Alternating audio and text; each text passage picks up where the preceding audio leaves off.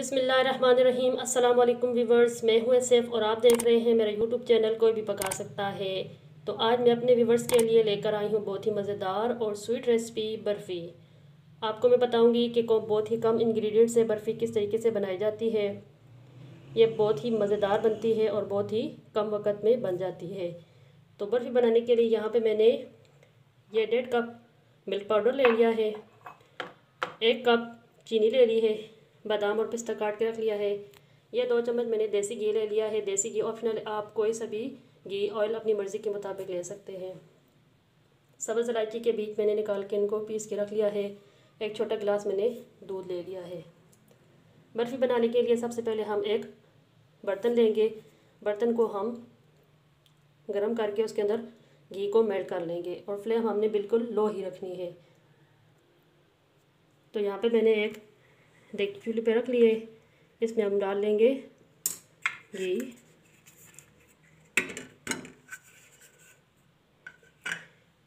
घी को हम मेल्ट कर लेंगे। तो यहाँ पे घी हमारा मेल्ट हो चुका है। इसमें अब हम शामिल कर लेंगे दूध। यह रूम टेम्परेचर है।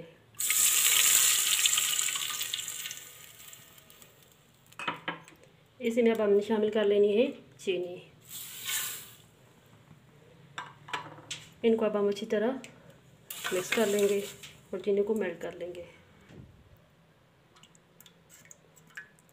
तो चीनी इसमें अच्छी तरह मिक्स हो चुकी है। अब हम इसमें शामिल कर देंगे मिल्क पाउडर। अब इसे हम अच्छी तरह मिक्स कर लेंगे। अच्छी तरह मिक्स करेंगे इसके अंदर ताकि कोई भी गुठली ना रहे। तो देखिए व्यूअर्स, मिल्क पाउडर इसमें अच्छी तरह मिक्स हो चुका है। अब हम इसकी चूल्हे की फ्लेम हमने मीडियम कर देनी है। बिल्कुल फुल नहीं करनी, मीडियम करनी है और उसमें मुसलसल चम्मच हलाते रहना है तब तक जब तक ये थिक ना हो जाए, यानी गाढ़ा ना हो जाए। तो देखिए व्यूअर्स, तकरीबन 4 मिनट तक पकने के बाद इसकी कंसिस्टेंसी कुछ इस किस्म की हो गई है। लेकिन अभी हम इसे तकरीबन 1 से 1.5 मिनट या 2 मिनट तकरीबन हम इसे और पकाएंगे ताकि ये बिल्कुल थिक हो जाए, हलवे की शक्ल में आ जाए। चम्मच मुसलसल चलाते रहना है ताकि ये नीचे लगे नहीं। ये देखिए, तो देखिए जी, यहाँ पे ये थिक हो चुकी है। इस मौके पे आकर हम इसमें आप शामिल कर लेंगे इलायची का पाउडर। इसी तरह मिक्स कर लेंगे। देख सकते हैं आप ये कितनी थिक हो गई है। चूल्हा हम बंद कर लेते हैं और इसे हम अच्छी तरह मिक्स करके किसी बर्तन में निकाल लेते हैं। अगर ये ठंडी हो गई तो यह बर्तन से नहीं निकलेगी। तो हम इसे किसी अच्छे से बाउल में निकाल लेते हैं। तो यहाँ पे मैंने ले लिया एक बाउल। इसके अंदर हम सारा ऑयल लगा देंगे, इसे ग्रीस कर देंगे ताकि अब ये ठंडी होकर आसानी से बाहर निकल सके।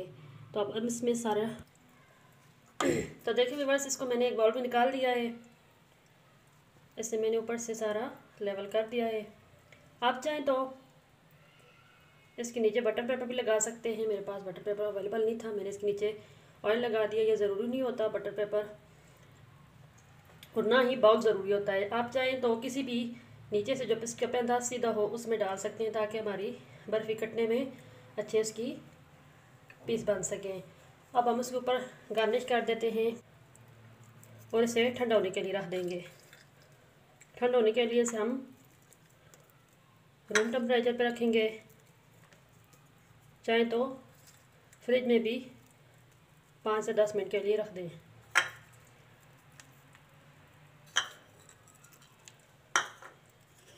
इन चीज़ों को हम ऊपर से हल्का हल्का प्रेस कर देंगे और अब हम इन्हें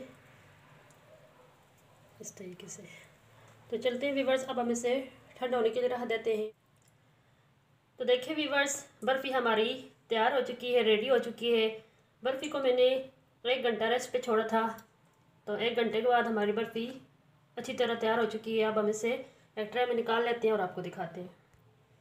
तो देखिए कितनी इजीली और कितनी आसानी से ये बर्तन से निकल चुकी है। और देखिए कितनी अच्छी बनी है, ये कितनी अच्छी और स्मूथ बनी है। तो चलो अब हम इसके पीस बना लेते हैं। तो बर्फ़ी हमारी डिश आउट हो चुकी है, बहुत अच्छी बनी है, बहुत मज़ेदार बनी है। मैंने इसको चेक किया है, हर लिहाज से ये परफेक्ट बनी है। तो व्यूअर्स, इसको पकाने में तकरीबन मेरे 15 से 20 मिनट लगे हैं और रेस्ट पे जो मैंने इसको 1 घंटा रखा था। ज़्यादा वक्त नहीं लगता और ना ही ज़्यादा इंग्रेडिएंट्स इस्तेमाल होते हैं। आप इसको एयर टाइट जार में रख कर 1 माह तक इस्तेमाल भी कर सकते हैं। तो उम्मीद करती हूँ आपको मेरी ये वाली रेसिपी अच्छी लगी होगी। देखें बहुत ही अच्छी बनी है, तो आप इसको ट्राई करें, खुद भी खाएं, घर वालों को भी खिलाएं। तो चलती हूँ व्यूअर्स, इंशाल्लाह बहुत जल्द एक और अच्छी सी रेसिपी लेकर आऊँगी। तब तक के लिए अपनी बहन को इजाज़त दें। फ़ी अमानिल्लाह, अल्लाह हाफ़िज़।